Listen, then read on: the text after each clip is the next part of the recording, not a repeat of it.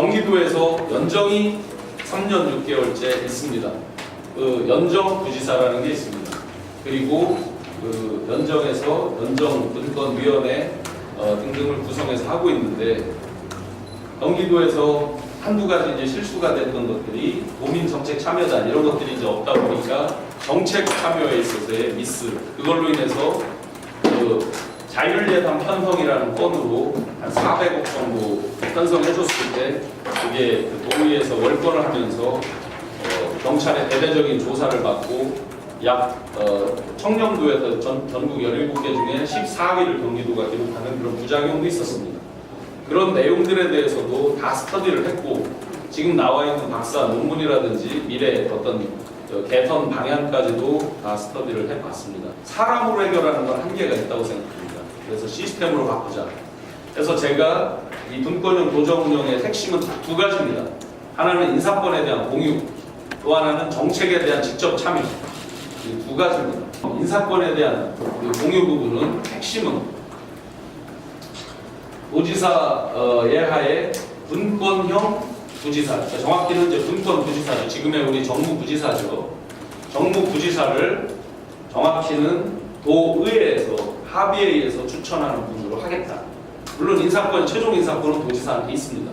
예스를 할까 노를 할까는 도지사한테 있지만 그 기본적인 추천을 여기 적시했습니다만 도의회 합의로 추천하는 분을 부지사로 하겠다.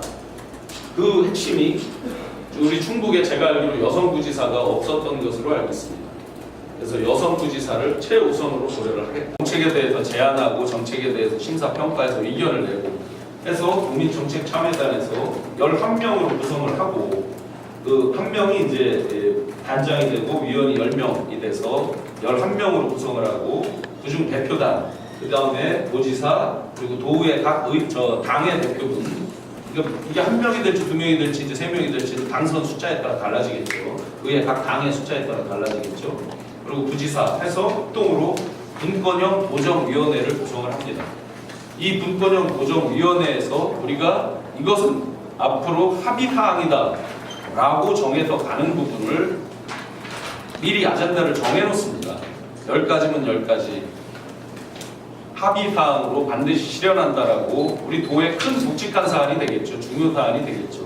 그 합의사항으로 정해놓은 것은 반드시 따른다. 이 합의에 따른다라는 걸 원칙으로 해서 가고, 나머지 일반 사안은 똑같이 갑니다. 그건 도지사 책임 하에서 정당 간의 경계나 사람들 간에 이렇게 어울려서 가는 방식 등에 대해서는 아무 문제가 없는데, 지역 현안에 있어서는 똘똘 뭉쳐서 한 목소리를 내지 못한 측면들이 그동안 너무 강했다. 그래서 중앙에서 우리가 소외되고 나서 항상 그때 가서 후회하고 아쉬움을 표하는 경우가 많았습니다. 그래서 이제는 그런 갈등을 줄이고 축소하고 소통과 화합, 협치로 미래를 새롭게 열어나가자. 도지사가 독점하고 있는 인사, 그리고 그 인사 어떤 전행, 인사 어떤 독점, 이런 거에 의해서 생기는 각종 부작용에 대한 지적이 많았습니다. 정무부지사 인선 때도 문제가 있었고, 소통특보 인선 때도 문제가 있었고, 또 예하, 산업단지 등등에 대한 부분에 대한 여러 가지 지적들이 있었습니다. 그런 갈등을 최소화하면서 다 같이 공감할 수 있는 그런 인사를 하겠다. 그 분권형 개헌의 핵심도 마찬가지입니다. 인사권의 공유죠. 책임 총리를 누가, 실세 총리를 어디서 임명할 거냐라는 거 한 가지.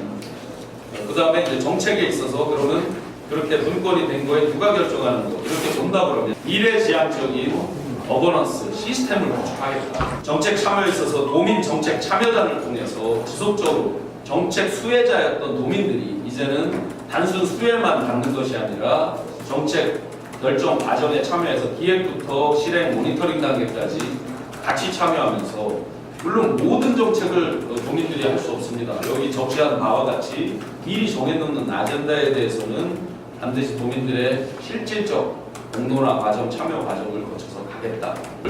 대한민국에서도 가장 최고가 되는 지역으로, 또 청주 같으면 그런 도시로 이렇게 만들어 나가는 기반이 될 것이다. 통일시대, 지금 자치분권을 많이 얘기를 했는데 통일시대 지방자치를 성공해서 저희가 실현해 나갈 수 있다. 이미 글로벌 케이스가 있습니다.